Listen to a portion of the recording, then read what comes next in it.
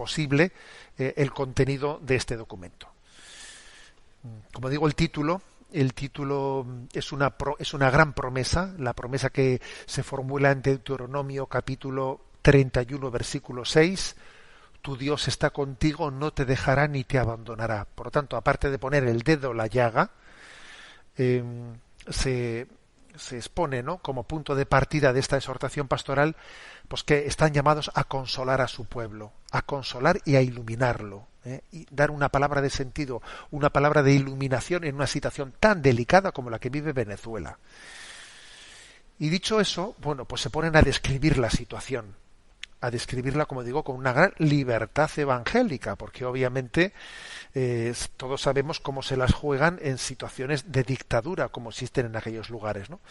Dice: vivimos inmersos en un caos en Venezuela, ¿no?, generalizado. Servicios públicos básicos muchas veces inexistentes.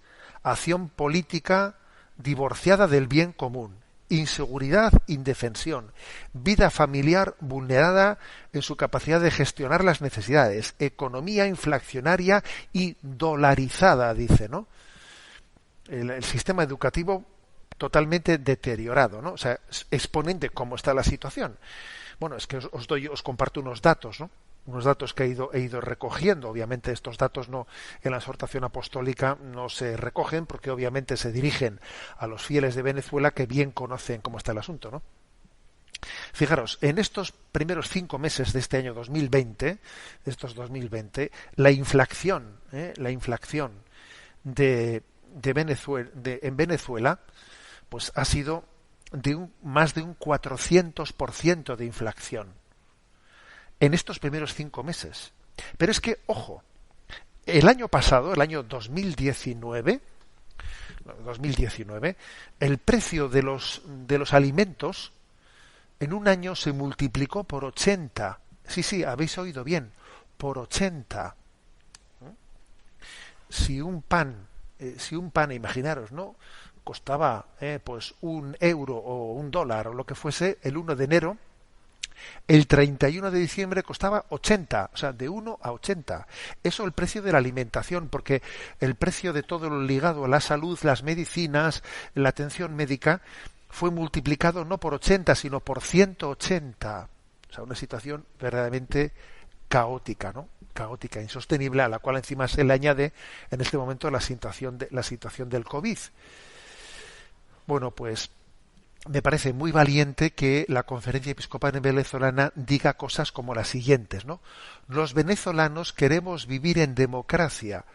Para ello es necesario, leo literalmente, celebrar elecciones de modo imparcial para todos los partidos políticos y de respeto del voto ciudadano.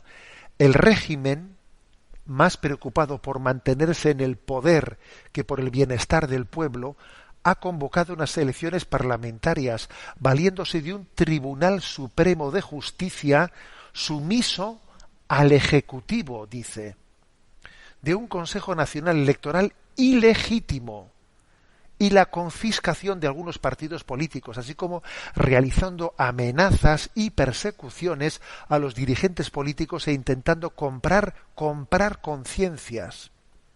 Todo esto, además de dibujar una ilegitimidad, provocará la abstención y la falta de confianza ante estas inciertas elecciones parlamentarias. Bueno, como veis, hay que confiar en Dios antes de pronunciar unas palabras así, claro, y decirlas no desde la lejanía, como ya las que yo las estoy diciendo, porque yo hablo desde España, pero ojo, esto está dicho por unos obispos que están hablando en el lugar, y están hablando de cómo el Tribunal Supremo de Justicia está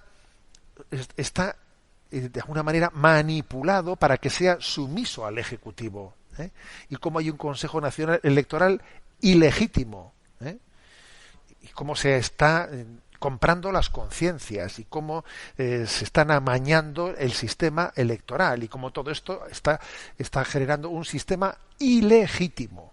Entonces la Iglesia, en esa vocación que ha recibido, no para ser un actor político, pero sí para tener una iluminación de las conciencias desde la doctrina social de la Iglesia, tiene que decir esto, si no dijésemos en una situación como esta una respuesta de este estilo, estaríamos siendo cobardes, cobardes por no iluminar desde el Evangelio la situación, pues como hizo, por ejemplo, Karol Wojtyła como obispo en Polonia, ¿no?, frente al régimen comunista de Polonia. Bueno, entonces, por si fuese poco estas palabras, ¿no?, que parece que uno cuando las escucha dice, madre mía, el que las ha dicho, a mí me recuerda a Francisco Javier, San Francisco Javier, como cuando llega, ¿no?, ante los mandarines, ante aquellos lugares en los que se está acercando, ¿no?, en aquellos lugares a su meta, que es China, y él intenta llegar, pero se queda todavía, ¿no?, pues en los pueblos vecinos, y se está encontrando contra unos dignatarios, contra unos mandatarios que además son verdaderamente unos dictadores crueles, y les tiene que anunciar a Jesucristo. Y cuando les dice, ¿no?, y cuando les dice, y todos esos dioses a los que estáis adorando son falsos dioses, son hechura de manos humanas, que tenéis que deshaceros de esos dioses que no son sino trozos de metal y trozos de madera, deshaceros de esos dioses idolátricos. Cuando Francisco Javier les dice eso, claro, él necesita un intérprete para que le tradujese a aquel señor feudal lo que Francisco Javier estaba diciendo, ¿no?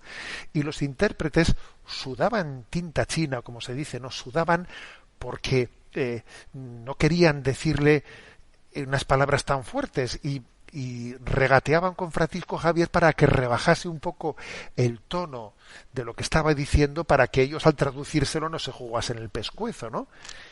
Y Francisco Javier les decía, no, a ver, literalmente traducir lo que os estoy diciendo.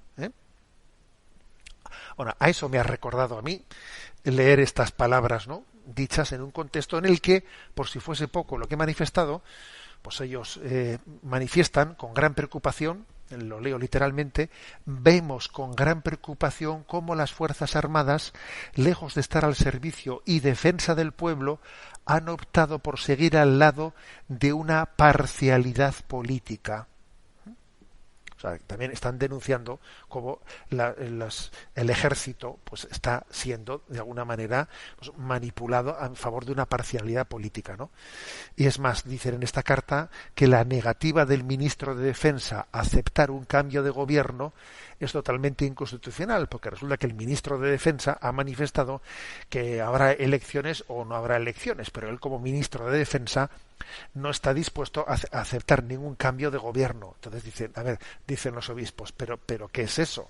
Pero eso en el fondo es implícitamente estar manifestando pues un estado dictatorial que afirma, dice en teoría que va a hacer unas elecciones, pero que aparte de que estén amañadas está diciendo de que no piensa aceptar un cambio de gobierno.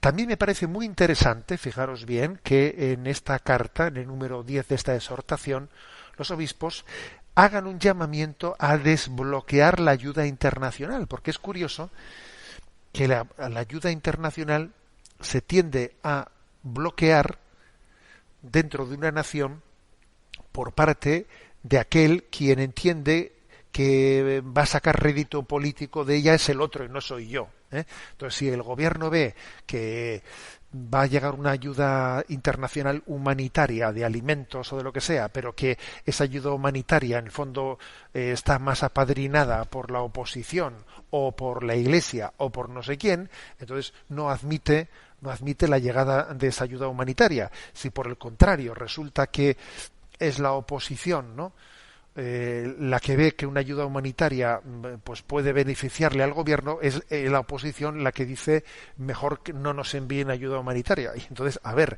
parece que al final son los intereses políticos los que están por encima de la propia necesidad de supervivencia de la población. Y fijaros lo que dicen en este párrafo, que lo leo literalmente.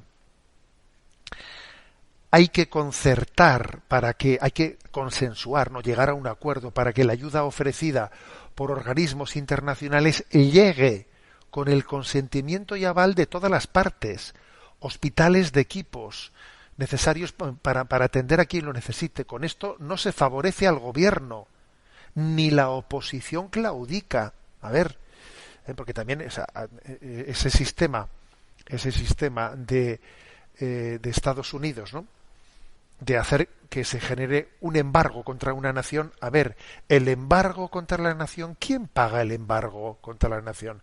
Al final, el embargo, el no permitir que una ayuda humanitaria entre, ¿quién está pagando ese embargo? ¿Quién está pagando el pato? Pues no es el gobierno, ¿no? Al final son las clases más desfavorecidas, ¿no? La calidad de vida continúa, la calidad de vida, la supervivencia de la gente está por encima de cualquier otra connotación. Esto es prioritario porque nuestra gente se está muriendo y se está desesperanzando cada día más.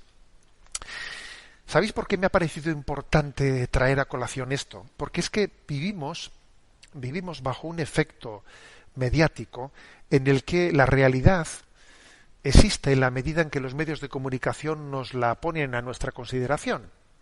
Y así como hubo un momento en el que la realidad de Venezuela, pues los medios de comunicación nos la trajeron a colación, pues ahora ha desaparecido. Ahora, pues los grandes medios de comunicación están, pues, con Estados Unidos, porque como en Estados Unidos va a haber elecciones, pues venga, pues todos allí con el Trump arriba, el Trump abajo, y venga por aquí y venga por allá, y entonces el foco mediático se ha puesto en Estados Unidos y, por ejemplo, pues se ha retirado completamente de una situación tan lacerante como es la de Venezuela, ¿no? Entonces me parece importante que tengamos capacidad crítica frente a esa manipulación de la opinión pública en la que cuando quiero te cuento esto, cuando no me interesa te cuento otra cosa, ¿no? Bueno, finalmente en esta carta de exhortación se hacen una serie de llamadas urgentes. La llamada urgente a poner la plena confianza en Dios que nos dispone a la acción. Dice, los cristianos estamos llamados a reconstruir y reedificar la realidad venezolana, impregnándola de oración y de fuerza transformadora del Evangelio, pero también de acción. Implica en modo particular renovar la opción preferencial por los pobres e invitar a sumarse a todos los sectores sociales, ¿no? O sea, cuando nos dejamos impregnar del mensaje del Evangelio, nos ponemos manos a la obra pensando en los más débiles. Bueno, una llamada urgente que me parece muy interesante, ¿eh? En el punto 17 de esta exhortación se dice lo siguiente, fijaros, porque el cardenal Parolin, que es el secretario de Estado de la Santa Sede, él realizó algunos intentos de intermediación con el gobierno, que siempre el gobierno intentó manipular, por supuesto, pero aquí los obispos traen a colación las cosas concretas que el cardenal secretario de Estado, Pietro Parolin, en nombre y por disposición del Santo Padre, le recordó al gobierno y que el gobierno ha hecho como si no se las hubiesen dicho, ¿no? Y entonces son las siguientes, abro comillas: la necesidad de implementación urgente de medidas destinadas a aliviar la grave crisis de abastecimiento de comida y de medicinas. Segundo, calendario electoral que permita a los venezolanos decidir sin dilación el futuro. 3. Restitución del rol previsto por la Constitución cuanto antes de la Asamblea Nacional elegida por el pueblo. Cuarto, aplicación de los instrumentos legales para acelerar el proceso de liberación de los detenidos. O sea, estas fueron las 4 peticiones, las 4 exigencias que el cardenal secretario de Estado le hizo al gobierno venezolano cuando el gobierno venezolano pidió una mediación de la Iglesia. Bueno, quiere una mediación, aquí tiene usted lo que le decimos, ¿no? Pero claro, aquello no fue más que una maniobra de manipulación para intentar ganar tiempo, ¿no? Como muchas veces ocurre. Además de recordar esto, de recordar que fue un poco el resultado de esa mediación, ¿no?, de la Santa Sede ante el gobierno venezolano para intentar acabar con aquel conflicto, se hace una llamada urgente a la defensa de los derechos humanos y dicen los obispos: rechazamos la tortura, exigimos la total erradicación de la tortura, porque en Venezuela se está torturando, torturas horribles, en las comisarías y en las cárceles de Venezuela. Hay muchas personas que están muriendo en medio de torturas, ejercitadas por ciertos miembros militares y paramilitares, obviamente con la connivencia del gobierno venezolano. Sin su connivencia sería impensable, ¿no?, la posibilidad de todas esas torturas. Bueno, aunque esta exhortación ha sido escrita, dirigida especialmente, obviamente, a todos los católicos de Venezuela, al final hace una llamada para que haya una colaboración también entre creyentes y no creyentes y hombres de buena voluntad para intentar conseguir, ¿no?, pues el bien común y el respeto en Venezuela. Y al final, cómo no, termina esta exhortación invocando a Nuestra Señora de Coromoto, patrona de Venezuela, pidiendo su protección maternal y pidiendo que nos consiga la gracia de ser constructores de justicia, de paz, de libertad y de amor en una situación como esa. Bueno, como